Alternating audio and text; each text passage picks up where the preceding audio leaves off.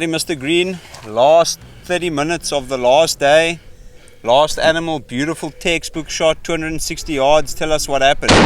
Well, I was given a good lesson by Ian on this particular bull, and we were looking for Waterbuck, and decided to change gears and go after this guy. And it was a good shot, good hunt, and I'm glad. He's a pretty well put together beast, and those horns are magnificent. Oh, he's got such mass to those horns, for sure. Old, worn down Yeah.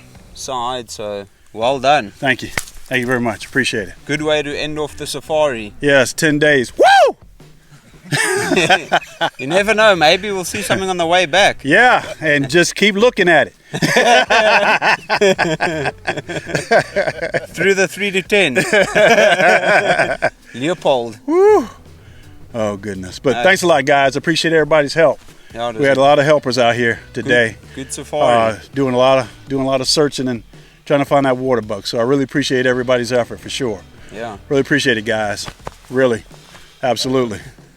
Alrighty. The camera can switch around and show all the viewers, all the guys there. All the guys that help. So if you can get them, Dean, that'd be great.